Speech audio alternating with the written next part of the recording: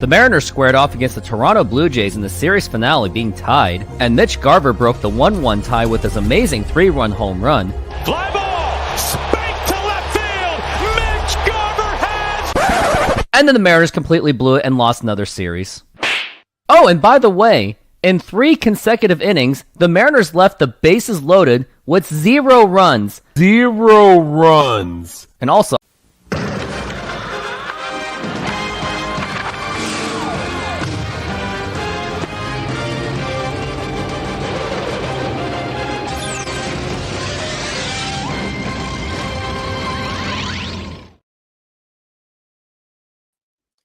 and good morning, everyone. I hope you all had a great, hot weekend, and hopefully you guys stayed cool, because I'm pretty sure it went up to like 100 degrees, and boy, how hot it was. And it's not going to get any cooler as much this week. Maybe it'll be down to the 80s, but stay cool, everyone. So we're here to talk about some Mariners baseball, trying to do this whole Mariners live talk a little bit more consistently so I can keep you guys up to date on the Mariners. I know I'm usually supposed to have some long form videos edited, and then there was the post game shows I used to do, but I don't do those anymore since I don't want to like clog up all my videos. And it looks like all you guys, I'm just listening to the audience on the viewers, and just not enough people watch it. So I'm going to do something a little bit, been doing things a little bit differently. So what a disaster it has been for the Mariners. They have lost pretty much more than enough series than I can even remember. But the Mariners, ever since they were since they had a 10-game lead on Houston, I'm pretty sure they've lost every single series since. And let's take a look and see if they did. Ever since they swept Texas, oh yes, that is correct. They have lost 1, 2, 3, 4, 5. This is now their 6th series loss in a row. And boy, it has been a disaster. I mean, in the standings, they had a 10-game lead, and now they are down to a fringe 2-game lead on the Houston Astros and 6 games on the Texas Rangers. Looks like Texas Rangers are also in their winning ways, winning 3 in a row. So Mariners don't really have much room for error. But before we get started, hit that like button, subscribe, and hit that notification. And also before we get started, a word from our sponsor, SeatGeek. SeatGeek is a mobile ticketing app for sporting events, concerts, and other events. They make the buying experience easier by the app ranking each ticket from 0 to 10 to see if you are getting a good deal, and you can see exactly where you are sitting. I regularly use that app, and I have had nothing but a fantastic experience with SeatGeek. Use my promo code ROOFTOPSPORTS to get $20 off of your first purchase. Link to the code, app, and website will be in the description, so take advantage, and thank you. Yep, use my promo code Rooftop Sports if you're planning to go to a Mariners game anytime soon. Rooftop Sports for your $20 off, and that would be for the next homestand for the Mariners, which would be, let's take a look and see when it is. It won't be until the second half of the season, and I believe that will be against the Houston Astros. I can check that on my phone. Yep, it will be the Houston Astros. So if you want to see the Mariners get their opportunity to pick up games on the Houston Astros, this is your opportunity. So go ahead and use that promo code. Or if you just happen to be in San Diego, or you're planning to go to Disneyland, Universal Studios, go to the Mariners game as well in Anaheim, where they will be there from July 11th or July 14th. Now let's really get into it, as we are going to talk about the Toronto Blue Jays series. And boy, it was such a disaster of a series. I mean, it was at least a closer series, so at least the Mariners made some games out of it. But the problem is Mariners lost, so it's not exactly something to be proud of. First, it started on Friday, and let's take a look and see how that game went. I'm looking at the box score. Here it is. So the Mariners, they won 2-1, and it was off of an actual fantastic performance by Luis Castillo, with the exception of giving up that 1 home run. It was Kiermaier who hit that home run. It was all the way to right field. He pitched 6 2 innings, only gave up 2 hits, that 1 earned run, which was that home run. But the thing is, he is very home run prone. 8 strikeouts, so he pitched absolutely fantastic. And then Kevin Gausman was the pitcher, had 10 strikeouts. Man, and I'm telling you, the fantasy football strategy, baseball strategy is to start any pitcher against the Mariners, because you'll for sure at least get 8 strikeouts guaranteed, even if you do give up some runs. Then it was Andres Munoz who got the save. It was in like an very easy 1-2-3. He has now 14 saves, probably on pace to get 30 saves. And let's take a look and see how the scoring happened. First, it was Luke Raley who doubled, scoring in Julio and Cal Raleigh.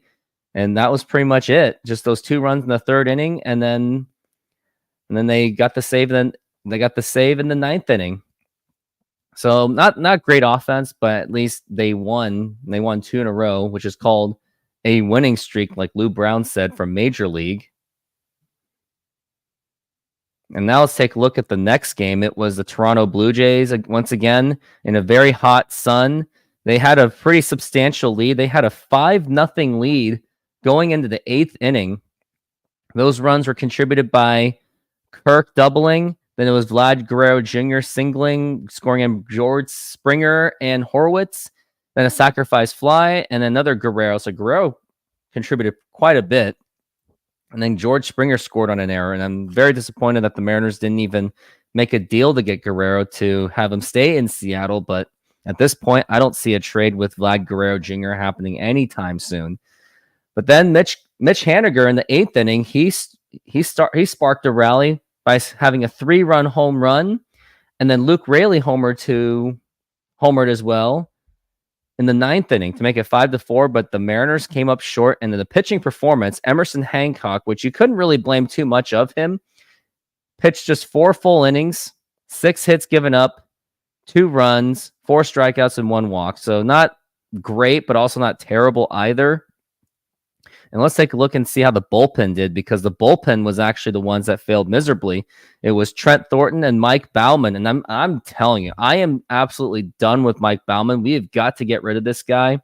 Mike Baumann is just absolutely atrocious. He gave up those 2 earned runs. So you pretty much screwed over Emerson Hancock when he actually was keeping you guys into the game. But of course, the Mariners, I don't know why the Mariners won't get a Baumann, but I'm going to say that once Gregory Santos is up, which, by the way, he's getting closer and closer as he is rehabbing in Tacoma, you got to get rid of either Baumann or Bizzardo, and I would get rid of Baumann because Baumann has just been absolutely awful. And even after Santos, you can't really bank on the bullpen just getting magically better. You've got to get someone else by trade, or maybe call up Logan Evans, who's now converted to a bullpen pitcher. So the Mariners, it's not like they have to do too much into the bullpen. I think that's going to be in their lowest priority, because assuming and hopefully if Gregory Santos is back, which let me see, when I think he's projected to be back sometime in the second half, then they won't have to do as much if he does better, or if he does come out actually strong. So that means Mariners may not have to do as much as they do in the offense. And now going into game 3, which was Mariners had a lead in that one, and that was really frustrating. They lost 5-4 again behind it was brilliant pitching by George Kirby. George Kirby went 6 strong innings, gave up 8 strikeouts. It was 93 pitches.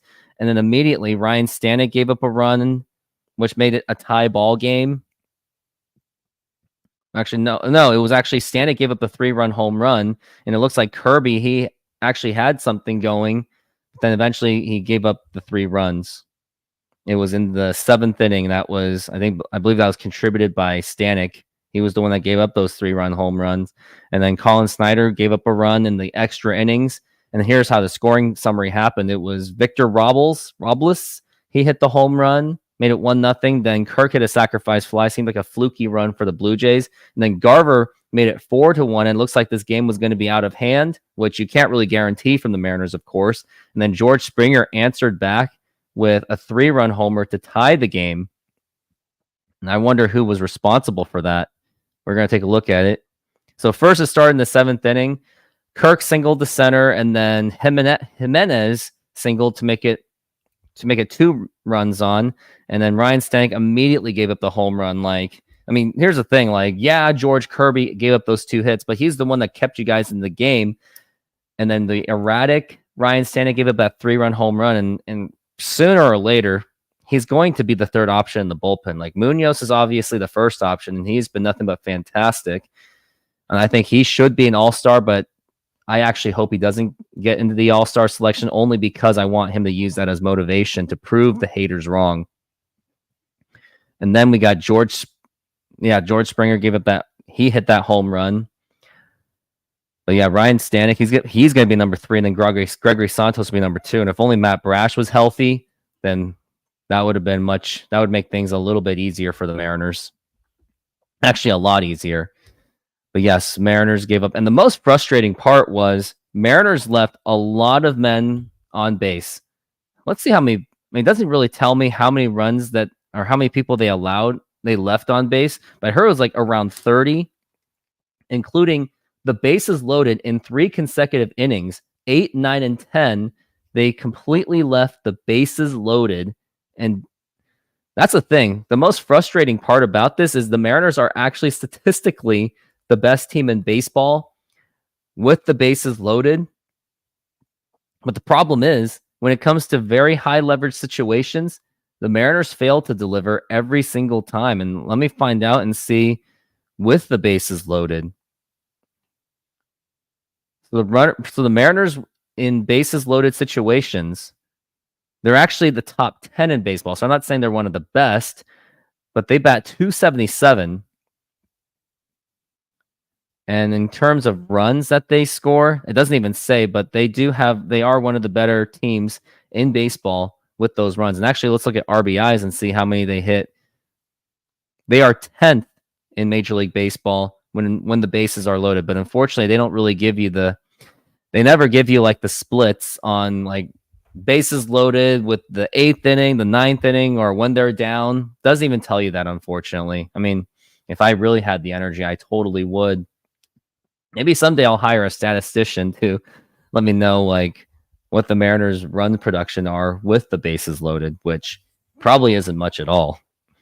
So that's going to be it for the Blue Jays game. And now I want to get into the offensive concerns of the Mariners, which it is very concerning. And before we get into the players that I'm very concerned about, here is a promotion by Modern Exterior Solutions. And here is the ad, as I definitely need like a minute break after talking about the frustrating Blue Jay series.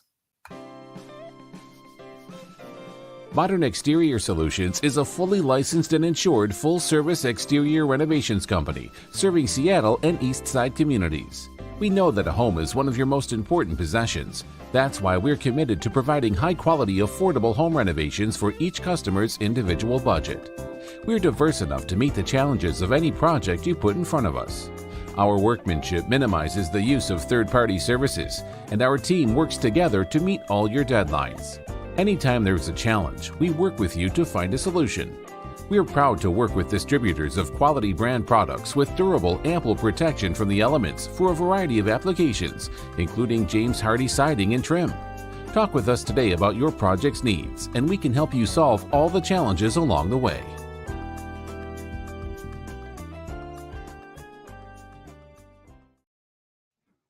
If you would like those services of siding and painting, use the promo code Modern Rooftop to get your 20% off on your first service being used, and call that number 206-992-4465, 206-992-4465. And let me adjust my camera really quick. Okay, good. So let's talk about I got some really fun facts about this offense, and it will make you really sad. First, it's the Oakland A's. When they played against Baltimore, they scored 19 runs in a day, and the Mariners scored 14 runs in the entire month of July. So for one game, the Mariners scored, the Oakland A's scored 19 runs against the Baltimore Orioles, and the Mariners scored just 14 runs the entire month of July. So in one day, Oakland outscores the Mariners of how much they were able to do in a month.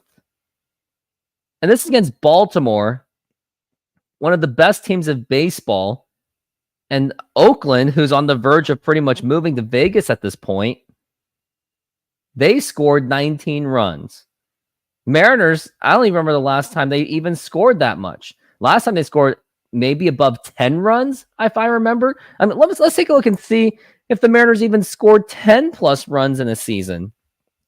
I'd be very curious to know if they actually did score 10 runs, 10 or more runs at this point. As I'm taking a look at the scoreboard, oh my, it looks like they haven't. So as I'm looking at this entire season, thus far, they have scored 10 runs or more approximately twice throughout the entire season. It was against Colorado when Sebi Zavala went 3 for 3. He was perfect pretty much. And then Minnesota, and I believe that was contributed by the Cal Raleigh Grand Slam. So those are the only 2 times the Mariners scored any of those kind of runs. And then here, let's go to another fun fact. Let's look at WRC plus. Only 5 players have a WRC plus of 100 or more. It goes to Victor Robles, Luke Raley, Dylan Moore, Josh Rojas, and Ty France. So these guys are more of your role players, if not lesser, except with the exception of Luke Raley and Ty France, who are supposed to be your better players. A freaking role player of Dylan Moore and Victor is outplaying the likes of Julio Rodriguez, Cal Raleigh, J.P. Crawford, Mitch Haniger, and Jorge Polanco. And let me go over the rest of the list and see and let you know how these guys are doing. Ryan Bliss, 95. Mitch Garver, 95. Cal Raleigh, 94. Dom Canzone, 93. J.P. Crawford, 92. Julio Rodriguez, 85. Mitch Haniger, 83. And Jorge Polanco, who has been absolutely atrocious, 69.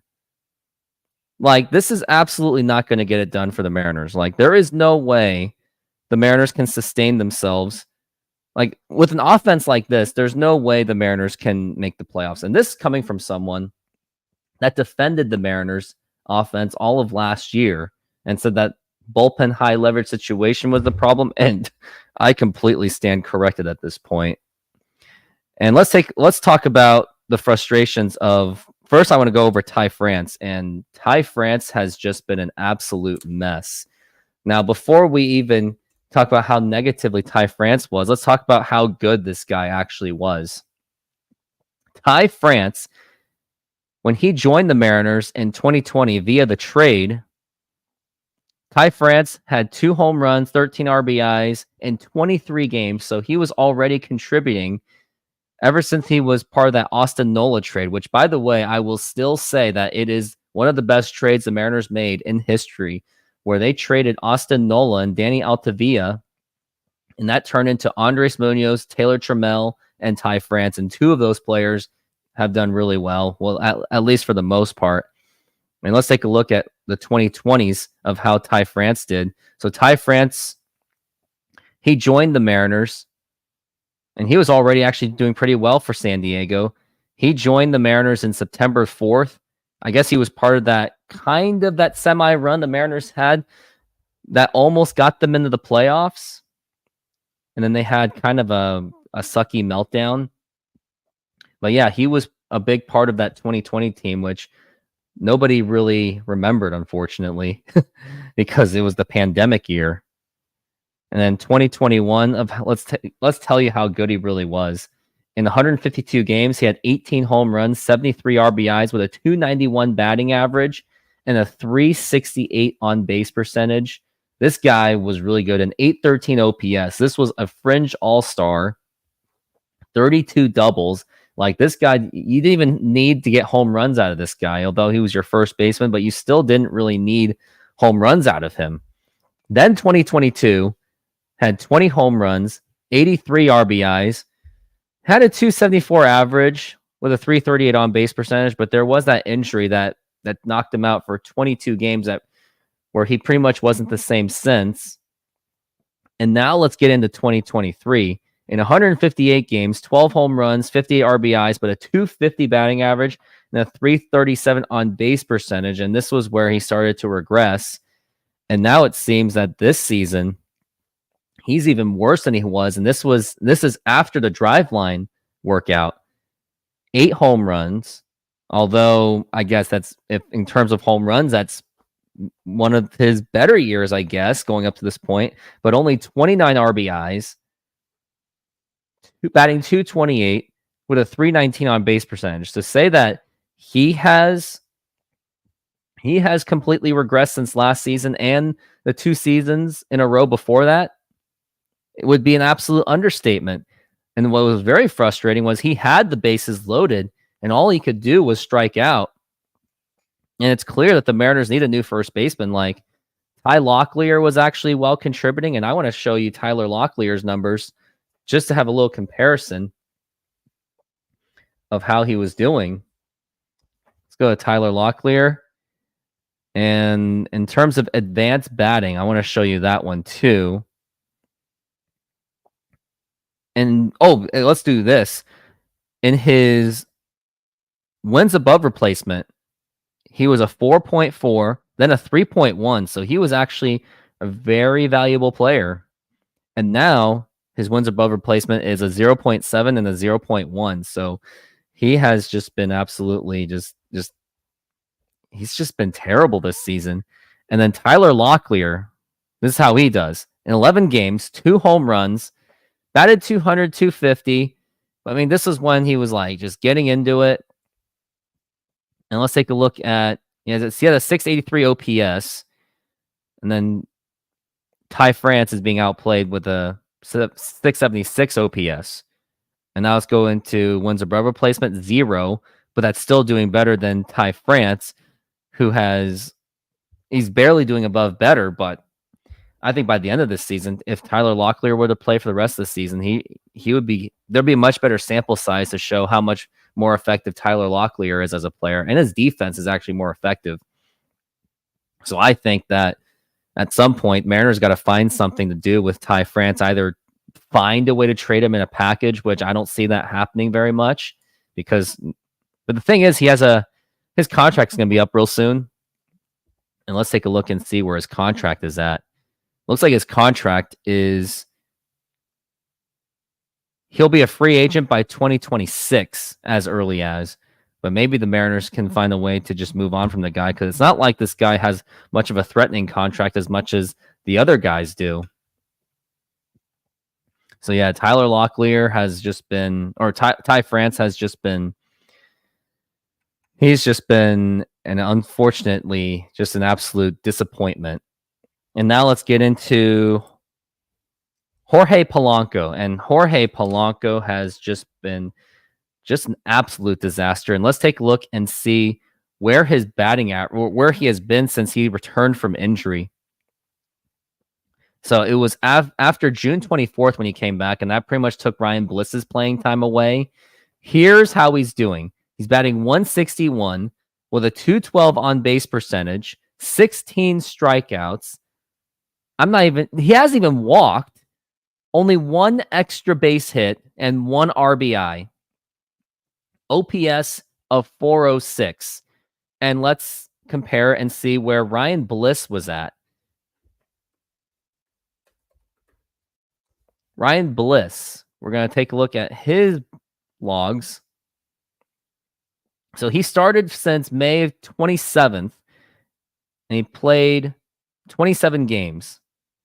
He batted 228, which is still better than Ryan Bliss, with a 302 on base percentage, 7 RBIs and 1 home run.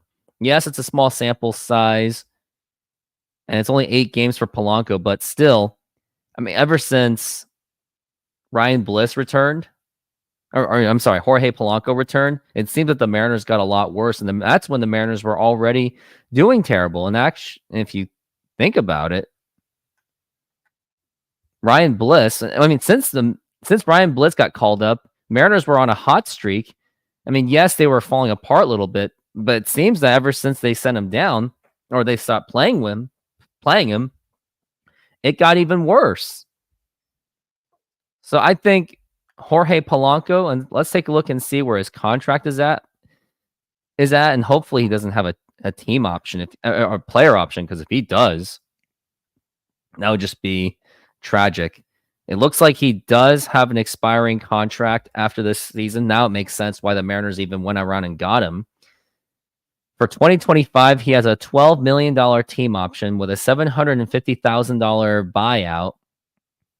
And it says salary may increase if he makes the All-Star game, or if he did make the All-Star game in 22 and 23. And I don't think Polanco even made the All-Star game. I even question if he even made the All-Star game at all. He made the All-Star game in 2019, and he had a great season in 2021. But now this is a fringe sell. Now he's up in his 30s. He is 30 years old.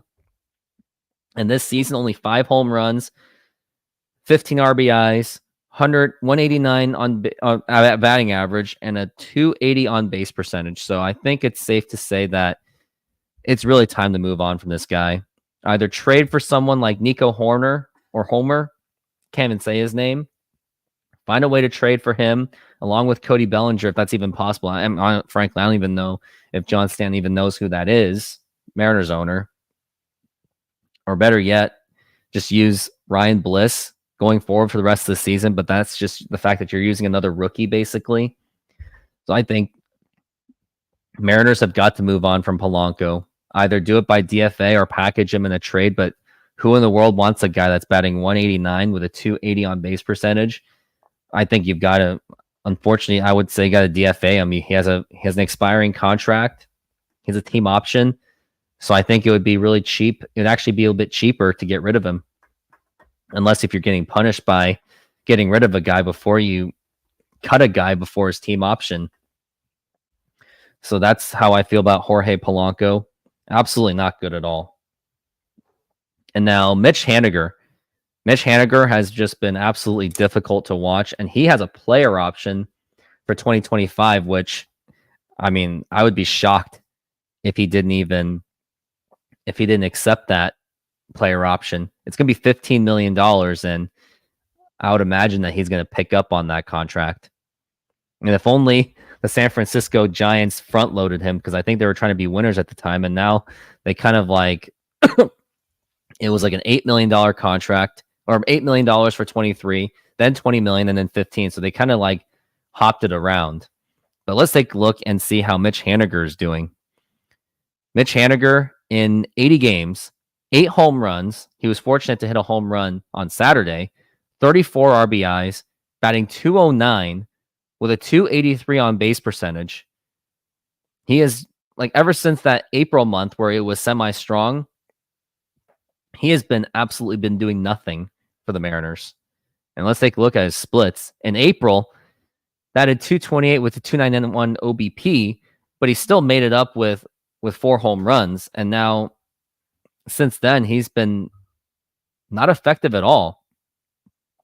Especially with that 111 batting average in the month of July. Like, this guy's pretty much gone.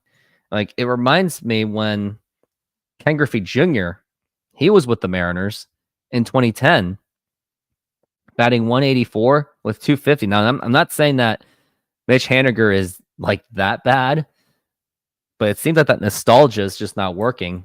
And he was only with the team just 2 years ago when he was actually an effective player, with the exception of that injury. But it seems that age has really got to him. He is 33 years old, and I hate to say it, but I think it is time to move on from him. And it really pains me to say it, but when you have Mariners Mojo and other guys saying that's time to move on, and usually they're the more optimistic than I am, if not all the time, I think it's time that you just cut your losses and just move on from Mitch Haniger. Like, I really hate to say it, but Mariners can really do better in that position, because it's not like Dom Canzone's any better either. Because Dom Canzone, he's been a disappointment this season. 7 home runs, 14 RBIs, 209 batting average with 288 OBP, 44 strikeouts, and those strikeouts are ugly, must I say. I think it's also time to move on from him. Let's take a look and see when he'll be a free agent by as early as 2030. So he has many years of this of club control. But I also think it's time to move on from this guy, because I don't see a way of I don't really see a way of it working out. And there is plenty of better options out there in the outfield spot than what Mitch Haniger and Dom Canzone would be holding. Like, you got to get someone like Luis Robert Jr. that we've been saying it for months at this point. You got to get someone like Vlad Guerrero Jr., although he's first base, but he's got to replace Ty France. So players that we got to replace. And I mean, let's look at the lineup. Catcher, you got Cal Raleigh, obviously. Then first baseman got Ty France, which you gotta move on from that. Second base, you got Jorge Polanco. You got to get rid of him. Shortstop, JP Crawford. Yeah, you keep him, but I don't know if he's going to last that long, especially depending if Mariners do keep Cole Young and maybe they let him play for next season. But that's just another rookie that you have to work with, unless he can make the immediate impact like Julio did in 2022. But the thing is, you don't really want to completely bank on that. Third base, you got Josh Rojas. You're definitely going to keep him. I think he'll be quite useful.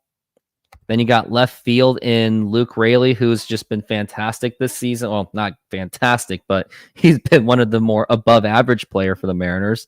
Center field, Julio Rodriguez, the franchise player. And then right field, you got Dom Canzone. So there's 3 positions that the Mariners have got to fix, and 2 of them can easily be fixed, sort of, with Ty Locklear and Ryan Bliss. Now, if you can then that's if they can rise to the occasion on being everyday players, which you also don't want to depend on that. So the Mariners, even then, should figure out ways to improve this ball club, at least with first and second base. Even though second base, I think you can live with maybe Ryan Bliss, because you got Dylan Moore in case it doesn't work out. And Ty Locklear, first baseman, I think you can make that work too, maybe. But you still want to go for... So I think the biggest priorities would be first base and Ty France, finding a way to replace him. And then right field, replacing the likes of Dom Canzone and Mitch Haniger, because unfortunately, it's just not working. And it's one of those things you just cannot force to make it work anymore. And maybe the Mariners would be a little bit better if Scott Service wasn't so hung up on these matchup tactics, because I remember he pinched hit Luke Raley for Mitch Haniger, and Mitch Haniger didn't even do anything. I think he struck out on that, and that was on Friday night, which I thought was a very poor decision to do. And then next after that, let's go into... Well, now that I covered the bad offense, now I want to kind of cover the bullpen, which I think I already pretty much talked about it. I did talk about it a little bit, but Mariners have got to find a solution. I think after Gregory Santos is back, and that is if he does really well, that's if he's healthy, I still think the Mariners should find a way to get at least one more arm. Not saying we have to get a closer, because Andres Munoz seems to be that guy, even though he is a bit erratic. He is a bit erratic, but at least he's been your best player in the bullpen by far, and he has been used for like the high leverage people. And here's where the bullpen depth is at. Andres Munoz, Ryan Stanek, Trent Thornton, Austin Voth, Taylor Saucedo, Mike Baumann, Edward Bizzardo, Colin Snyder. Those are been your healthy ones so far. And eventually, and the ones that are injury is Gabe Spire, Gregory Santos, and Matt Brash, which Matt Brash is pretty much out for the season. But Gregory Santos may be back real soon. And hopefully Gabe Spire will be back as well. And if you get those 2 back, then, and if they're healthy, then that's where you can possibly just go for one at least solid arm. Like, because Mike Baumann's just not going to get it done for you. Edward Bizzardo, I don't really trust. Colin Snyder, I don't trust at all. I mean, let's take a look at these 3 guys and see how they're doing. Mike Baumann, who's blown saves already, and I have no idea why Scott Service even used him.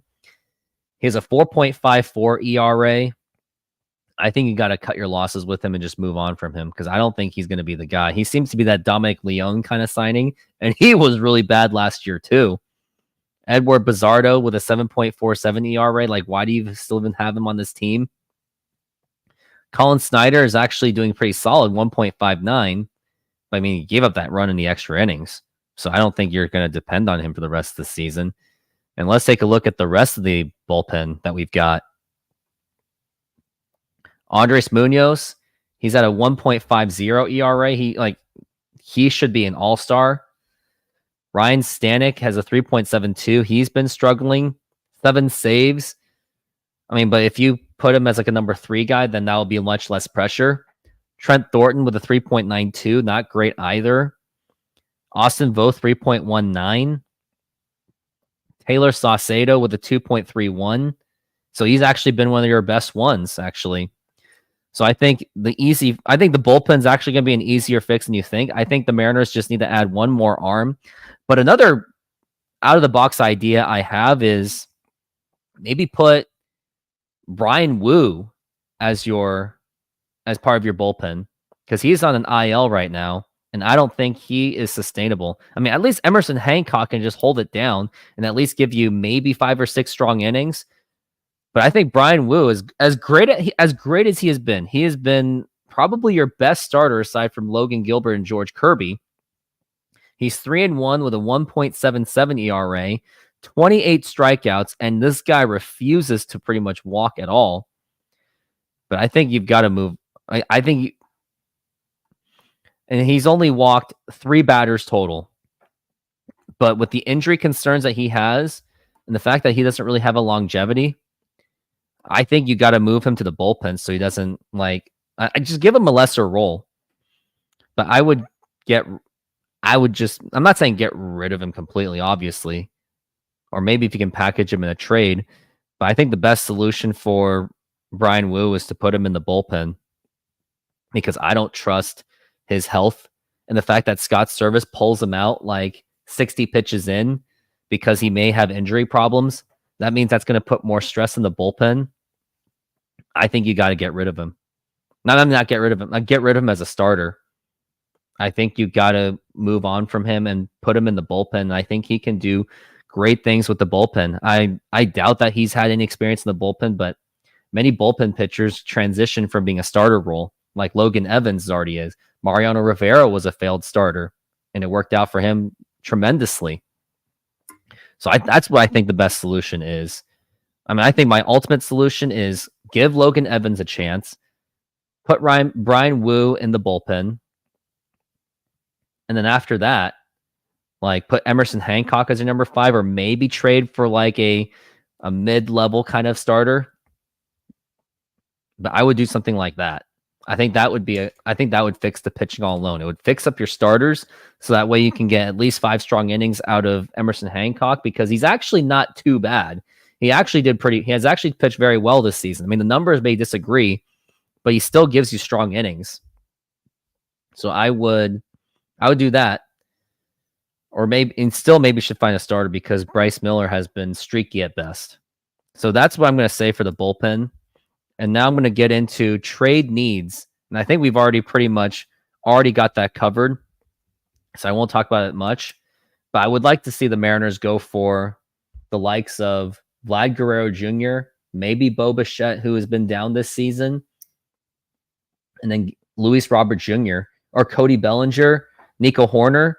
You got to get any of these guys. And I know that there's this whole thing with Mariner fans saying that we got to just hold on to the prospects.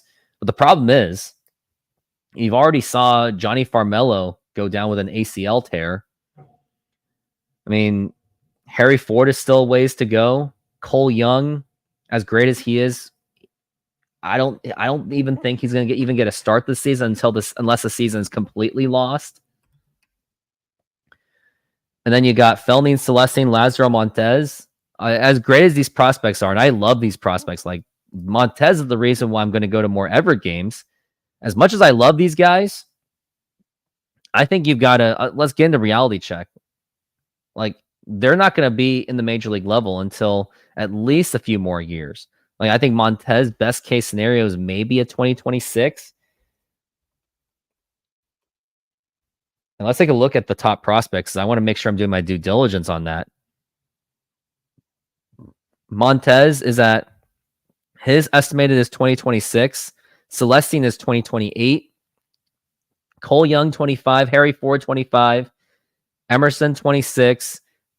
Farmelo 27. I think at this point you've got to. And Logan Evans, he's 23 years old in the AA. They're saying that he's projected 2026. I think they should just call him up now and see what he can do, especially for a 23-year-old guy. He should be in the majors by now. So I would try to see if he can contribute immediately rather than just holding on to him. So let's hope that Mariners will make that decision.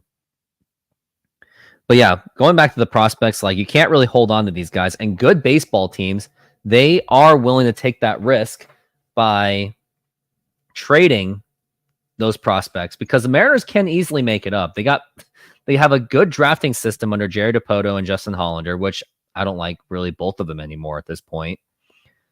But with good drafting, and you also have a freaking academy in Dominican Republic where Mariners are watching kids develop their game while they're growing up. Like there's opportunities in the future in case that the Mariners have to jettison these prospects to get players. But the window of Mariners baseballs of Mariners World Series is getting very, very thin because you got contracts need to be negotiated with Logan Gilbert, Cal Raleigh, George Kirby. And I don't think, knowing this Mariners cheapness, I think like George Kirby's going to be gone. And I expect Cal Raleigh to at least threaten to leave because he's already shown frustrations with this ownership. And also that Scott Boras is his agent. And I believe George Kirby's agent is also Scott Boras, which I'm going to look up and see who his agent is. Which doesn't even say who his agent is. But I'm pretty sure it's Scott Boras at this point. Doesn't really say what it is. But I do think it is going to be Scott Boras as the agent. So I do think that Mariners really, I mean, this is their best opportunity. The division has been down for the Mariners. Competition's been very streaky, so there's kind of a parity in the American League. So I think this is their best opportunity in the next 2 years, especially this year, to just go out there, go all in, and go for that World Series championship. Otherwise, I mean, we'll be talking about the biggest what if, like the Mariners days of Ken Griffey Jr., Alex Rodriguez, Edgar Martinez, and Randy Johnson. And then years from now, we're going to be talking about how the Mariners screwed up with Julio Rodriguez, Cal Raleigh, George Kirby, Logan Gilbert, and Luis Castillo. Because I don't want to talk about that. I don't want to make nostalgic videos saying how much the Mariners could have actually made it work back then. I don't want to do bad nostalgic videos for the Mariners in the 2020s. Like I want them to be known to build a legacy in 2020s where they actually went out and won the World Series. But in order to do that, Mariners have got to take some risks and do the trades because you can't really rely on younger players to do better. And if you do get some veterans, you maybe can get good leadership out of it. And it'll provide actually better protection for the likes of Cal Raleigh and Julio Rodriguez and JP Crawford and Josh Rojas and all those guys. So by doing that, you'll be giving them less pressure so they can perform better. Like, look at Teoscar Hernandez. Like, a lot of Mariner fans are claiming that they're cursed. The thing is, I mean, it's not that they're cursed because whenever someone leaves, they get automatically better. It's because Mariners don't exactly have the great coaching and the ability to make a good offense. Like Teoscar, the reason why he's having such a fantastic season, and let's take a look at Teoscar Hernandez's numbers. I wonder if he even got called to the All-Star game. Like, I would be surprised if he didn't. And looks like he did get called to the All-Star game. Yes, he absolutely did. But here's his numbers. Teoscar is 19 home runs, already almost outdoing his 2023 season. He's already doing half of it already, if not more than that. I mean, he struck out 105 times, but he makes it up with a 259 average. Not great, but also not terrible in these days. 19 home runs, 18 doubles. And his wins above replacement's already at 1.8 compared to his 2.1. So I think he does have an opportunity. Well, yeah, he's going to do great for the Dodgers, but Mariners have got to figure out ways to pull the trades and not repeat the likes of 2003. And now the last thing I want to get into is Harry Ford. Now there's a possibility that Mariners may be trading Harry Ford away to maybe get that immediate impact bat, because I mean, Harry Ford, he's been one of the best prospects for the Mariners. But the thing is, like, is it really guaranteed that he's going to be an immediate impact? I mean, I don't know, but it does look. But here's what they did in this weekend in Arkansas. So Arkansas, they started Harry Ford in the outfield, and it gives you the impression that, are they going to trade him? Because maybe they want to see the value that he provides so they can use him as a selling point. And I'm taking a look at the highlight reels, and yeah, Harry Ford actually did pretty well for the outfield. Like, he at least caught a pop fly. And it does look like that maybe the Mariners do move on from him so they can get that big prospect that they absolutely need. And he also got voted into the Futures All-Star game along with Cole Young. So I do think that maybe this is the opportunity for Mariners to use him in a trade, because maybe the Mariners are going to be signing Cal Raleigh after all, who is clearly the catcher of the Mariners. And it's not like, I mean, would you use Harry Ford as a DH and have him split time with Cal Raleigh? That's an option. But the thing is, you don't want to like put in Harry Ford and Cal Raleigh in one game, because if one of them gets hurt, then you're forced to like have a pinch hitting pitcher like they did with Luis Castillo. And you don't want a pitcher to be taking 3 strikes in a row already and giving the team another free out, something the Mariners can't afford to do. So that's why I think maybe the Mariners will trade Harry Ford, and hopefully they can use that to get the likes of the Vlad Guerrero Jr.'s, Bo Bichette, and also Luis Robert Jr. So those are my quick thoughts on that. So, and that's going to be it for the Mariners portion. Now let me get into the comments. Only got a whopping 1 comment. It was by Christian. He said, "Good morning." And Christian, if you can give me Nico Horner or Cody Bellinger, let's talk about it in a trade. Let's hope that happens. But yeah, that's going to do it. That's going to do it for all. Stay tuned for the rest of this week, because on Thursday, and hopefully it does happen, I will be with Steve Silver, and we're going to talk about the Padres series. And possibly on Tuesday, tomorrow morning, I might have a show with East Coast Mariners. So keep you updated on that. Just want to say thank you very much. I thought I'd just express my thoughts on the Mariners, on how they did. Bad offense, bullpen that could actually be fixed pretty easily, and the trades that they have to make. So I just want to say thank you. Thank you for supporting this channel, getting close to 2,000 subscribers, and hopefully we can get to that by the end of this month, which I'm pretty sure I will. That's going to do it. Thank you very much. And everyone, have yourself a good day, and go Mariners. Enjoy the day off and stay cool.